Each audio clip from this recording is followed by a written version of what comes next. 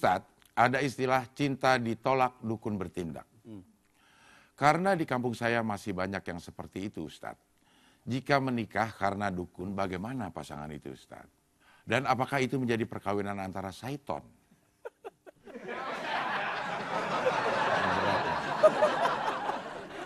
Berat banget ini karena dia ton nih, syaiton. Bukan kilo lagi ya? Karena sesuatu yang lewat dukun termasuk orang yang bersekutu dengan syaiton, Ustadz. Nah, gimana tuh, Ustadz? Perkawinan, pernikahan yang terjadi memang karena udah dukun bertindak. Iya. Lagi pula kita ini kan punya Allah. Ya. Allah yang mengatur segalanya. Ya muqallibal qulub, tsabbit qalbi ala dinik. Tsabbit, tetapkan kami, aku, kita semua dalam agamamu.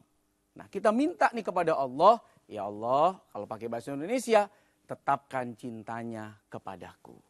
Tetapkan hatiku hanya untuknya. Tetapkan orang-orang yang aku cintai. Tetapkan mereka yang mencintai aku. Tetap berada di jalanmu yang baik. Jangan sampai hatinya berubah. Jangan sampai hatinya goyah. Kenapa tidak? Kan tujuan orang datang ke dukun ngapain? Minta kan supaya apa? Melet, Pak. Nah, tolong itu supaya dia suka sama saya. Tolong itu jangan sampai orang ada yang melamar dia. Tolong itu, tolong datang ke dukun. Emang nggak bisa ngomong gitu ke Allah? Ya Allah, kalau dia bukan jodohku, tolong jodohkan saja kepadaku. Maksa. Nggak maksa, tapi ngerayu. Ya Allah, masa nggak bisa? Bisa kali ya Allah. Kenapa enggak? Bisa dong ya Allah. Tapi yang terbaik mudah-mudahan dia memang untukku. Kasih cepat kalau memang pada akhirnya dia adalah takdir dalam hidupku. Kan sama seperti orang ngobrol dengan dukun, ngobrol dengan manusia, memohon kepada dukun. Kenapa kita tidak memohon kepada yang menciptakan dukun itu? Yang menciptakan takdir itu. Yang menciptakan segala apapun dan mewujudkan yang diimpikan oleh siapapun. Nah, logika ini harus dibangun.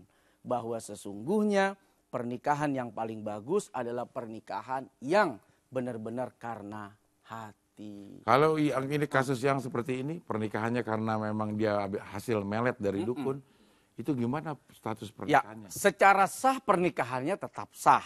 Oke. Tapi dia pergi ke dukun, meminta, apalagi dukunnya mengajarkan pada hal-hal yang mustahil. Ya.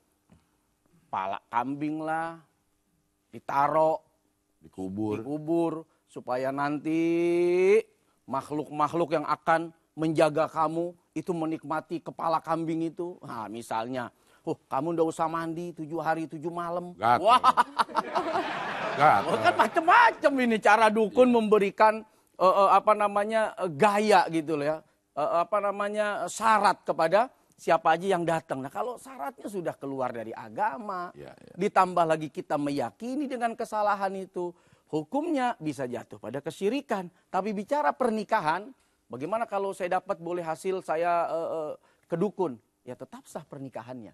Tapi kamu yang datang ke dukun ini yang jadi masalah. Oke. Gitu. Ya. Tadi ada lagi yang mau ditanyakan? Soal ini nih, dukun-dukun serem juga bagi perempuan. Karena kebanyakan yang korbanin itu perempuan ya. Tapi perempuan juga banyak yang ke dukun. Saya, kayaknya Korban dukun. Tapi kalau dari sisi perempuan, Ustadz gimana caranya untuk melindungi diri kita dari hal-hal seperti itu? Ya, setidaknya pertama kita baca surat, ada Al-Ikhlas, ada An-Nas, ada Al-Falaq. Ini surat-surat yang boleh dibilang ampuh untuk menjadi benteng bagi diri kita dari serangan-serangan gaib. Ada lagi ayat kursi. Ini juga ayat yang banyak sekali dibaca oleh para ulama dalam rangka membentengi dirinya dari serangan-serangan gaib yang jahat. Kalau musuh di depan mata, kita bisa lari, kabur, nangkis, lawan kalau perlu. Tapi kalau hal-hal yang mempengaruhi hati, perasaan, pikiran, bisa jadi karena pengaruh sihir, maka bentengnya juga tidak bisa dengan fisik, tapi dengan kekuatan Allah Subhanahu wa taala lewat apa? Lewat wirid, lewat zikir, lewat bacaan-bacaan yang memang dianjurkan. Ya. Soalnya aku tuh pernah kemarin, jadi cerita dikit ya. Ada kayak mungkin secret admirer ya, fans berat gitu. Pertama dia ngasih makanan dulu nih ke aku. Terus besoknya dia datang lagi ngasih parfum. Di hari ketiga ini agak nyeremin banget. Dia ngasih cincin. Dan dia langsung ngasih kayak harus nih kamu pakai gitu. Terus dia balik lagi dia nyodorin lagi bener-bener ngedeketin, naruh di atas paha aku. Udah, stop. Terus Ngeri. kamu seneng nggak? Dikasih cincin, dikasih makanan, dikasih parfum. Saat Agak- itu yang terbayang apa? Kalau aku sih Jangan-jangan- karena orang yang belum, kita nggak tahu dia siapa gitu, terus jadi panik juga, apalagi mama segala macam orang di situ juga pada panik kan, jangan ambil gitu. Bisa jadi dia terlalu cinta sehingga tidak mau kalah dengan yang lain. Maka salah satu untuk menyegerakan perasaan supaya kamu juga punya perasaan yang sama, akhirnya dia berikan itu semuanya. Iya. Ingin menunjukkan, ingin mengekspresikan, aku tuh sayang, aku cinta, makanan ku kasih, parfum aku kasih,